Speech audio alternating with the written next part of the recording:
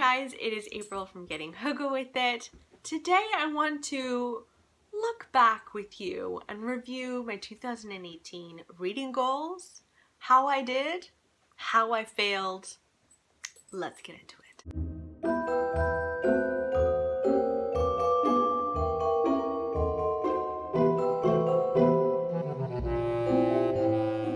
So I had 7 major goals reading-wise for 2018.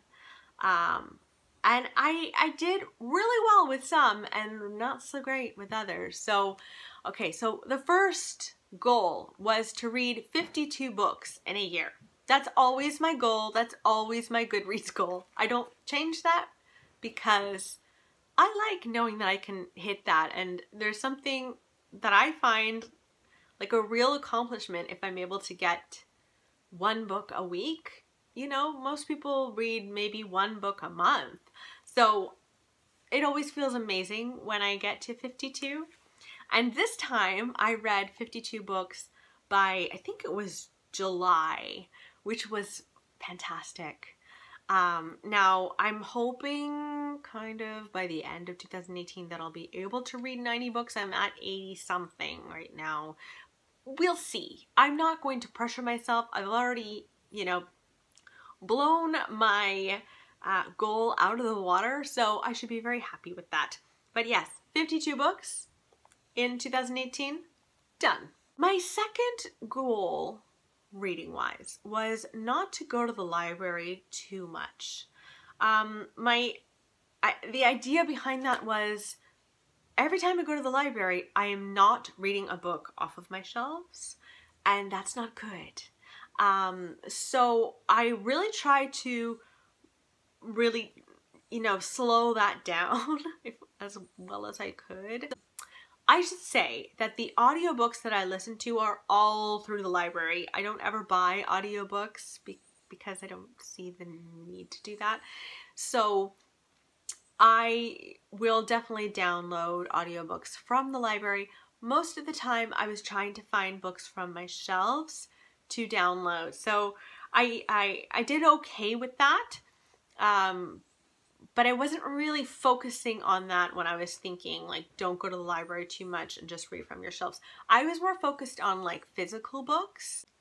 So I'm really happy to say that as of the time that I'm filming this, I only went and read 8 books physically from the library, which is pretty darn good. Now, I'm not including all of the home decor books that I got from the library. I did a whole video on home decor books that I had received from the library. I don't read those cover to cover usually. When I do, I include them, but it just didn't feel like that would really count. But so the 8 books that I got from the library this year is The Organized Home, which is by Remodelista. It's a blog, and I read that book from cover to cover and I really, really liked it. It's about minimalism and green living, and they just had really great ideas, and I personally really enjoyed that one. 2 YA books from the library this year was Down Among the Sticks and Bones and also Beneath the Sugar Sky by Shannon McGuire. I liked the second one, but I didn't like the third one. And I feel okay about that whole series. I'm not like have to put down everything when another book comes out. I think there's going to be like 7 or 8 books in this series, and I'll get to them when I get to them. But it is nice to read YA and not dislike it. It gives me hope for myself and YA. I also got Come Closer from the library. This book is one of my favorite horror books. It's so creepy about possession. If you are into possession stories, this is a tiny little novella and it packs a punch. I also read The Grip of It from the library. This is a haunted house story, but it's like literary haunted house story. And I enjoyed it. I think I gave that one 3 stars though.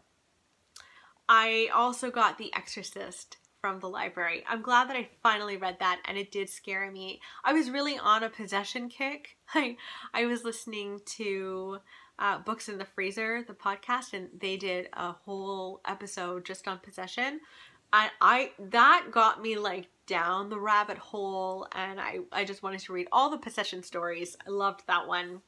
I also picked up Nevermoor, which is the sweetest children's book about a little girl who's supposed to die, but then she's whisked away to Nevermoor. And the second book in the series just came out recently, so I would like to continue on with it. I do find it a little too similar to Harry Potter for my liking, so I'd never give it like Harry Potter props.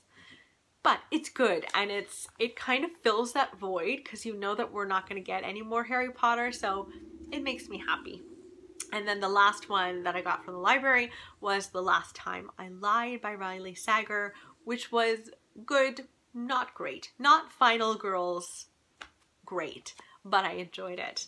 So I think that's pretty good considering that I read like 80 something books right now as I'm filming. So I'm happy with that. Okay, my third reading goal was not to read books if I'm not enjoying them. Just basically total permission to DNF more.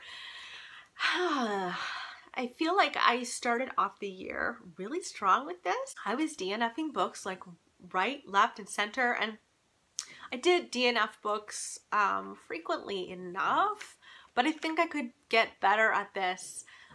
There were several books that I finished that I've kind of gone like, why did I do that? Behind Closed Doors, why did I finish that? The Wonder, why did I finish that?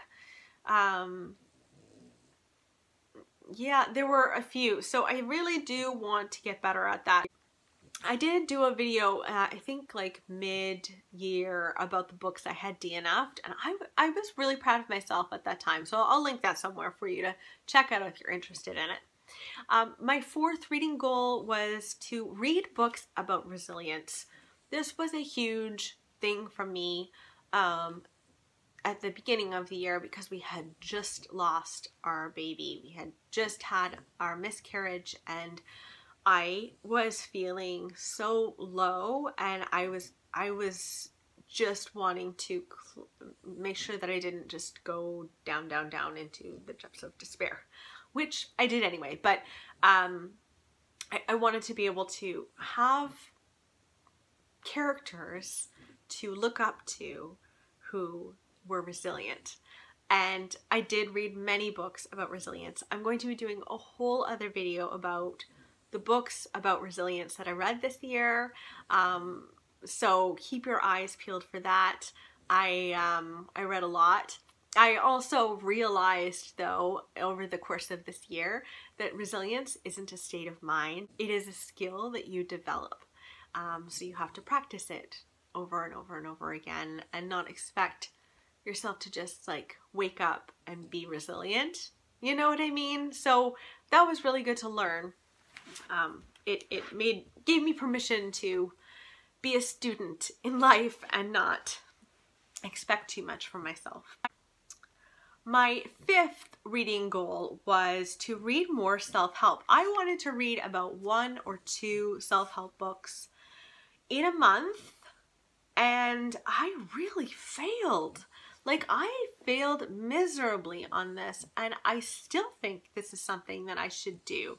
I still think that I should continue to read more self-help and really up the ante with that for myself. So I think this might appear again for 2019. So in 2018, I read like 4. I read The Desire Map, which is, it is self-help. It plans out your year with how you want to feel. So you decide on certain feelings that you want to feel, and then you figure out what actions in your life you could take to make you feel that way. I liked that book. I found there was a lot of pressure, and every time I've done it, I felt a lot of pressure. And so I don't think I'm going to do that again. I read What I Know for Sure by Oprah. This was a reread for me, and I loved it. I really loved that book. It just, Oprah just pulls me through and just lifts me up. Option B is another book that I got a lot out of. This was about the CFO of Facebook when she lost her husband suddenly. After my miscarriage, I was looking for books about grief and how to work through grief. And this was good. I enjoyed it. So I read that. And then I started reading When Things Fall Apart by Pema Chodron, I think. I could be wrong about the author on that. But I never finished it. It's like been on stall mode forever. So I've got to finish that before 2018 is finished. Okay. The sixth reading goal I had for myself was really to stay away from longer books. Like, I didn't want to read books that were over 600 pages at all. Now, I would classify a long book as anything over 500 pages, but for some reason in this video I said 600. I'm glad that I didn't listen to this entirely, although I do think I read more short books than long books. But the long books over 600 pages that I read were Harry Potter and the Order of the Phoenix. I listened to this on audio. Always a pleasure, right? Always a pleasure. I read The Good Daughter by Karen Slaughter, which I really liked. So I'm glad I didn't listen to myself for that. I read The Forgotten Garden, which I hated. So I should have DNF'd that one. I read Nevermoor, but I mean, children's lit when it's over 600 pages. I mean, it's such big font. Is it really 600 pages? I don't know. But I liked it. And then my favorite book, one of my favorite books ever, is Life After Life. And that was over 600 pages. So thank goodness I didn't listen to myself too much, because I would have missed out on one of my favorite books ever. So yeah, lesson learned. And then the last reading goal that I had was I really wanted to mood read a lot more. So at this point in my channel, I wasn't doing a lot of TBRs. I was doing seasonal TBRs, and that was it. Interestingly enough, I started doing monthly TBRs, and I felt like I was mood reading more. I don't know why, because that's even more structure. Like, I was still doing seasonal TBRs, but then I was also doing these monthly TBRs, and for some reason, when I chose the books and did my TBR videos, like right before that month would start, I think that was the key for me to stay in mood reading.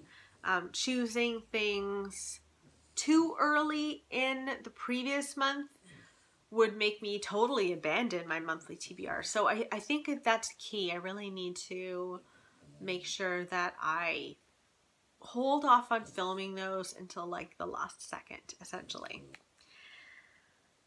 I also think for mood reading, one thing that I've learned really helps me is not doing many buddy reads. Buddy reads, I enjoy getting to know people better, but I feel kind of held hostage a lot of time to reading that book.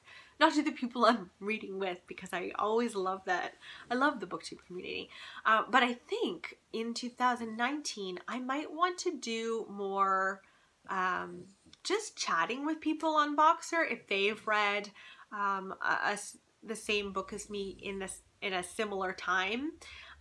Julie and I often do that. Julie from A Girl in a Book. Like, I think we started really talking on Boxer and stuff because we'd both read Final Girls in a, like, I don't know, a week or two time difference, and we both still wanted to talk about it afterwards, but there was not the pressure of like, okay, are you on chapter 5, or like, where are you now? Yeah, you could just like read in your own time and then chat about it after, and I think that works better for me as a reader. So I think I did pretty okay with mood reading in the end. So yeah, those were all of my goals. reading wise for 2018, did you guys have any goals in 2018 that you were like, no, this has to happen, and you stuck to it, and that it worked out for you? I'm so curious about like the other goals that people make for themselves when it comes to reading, because it's such a strange thing to have goals about, really. Most people, when the new year happens, you know, it's all about like, I want to get fit, and you know, that's really good and important. But reading goals, it almost seems like a luxury, and it is, but I love having reading goals, and I'm definitely going to do this every year because I just take so much joy out of it. And it's good to like go back at the end of that year and see how you did, and see like why you needed certain goals, and assess where you are now. It's just great. So anyway, let me know in the comments below about your reading goals for this 2018 year, and I will see you soon. Okay, bye guys.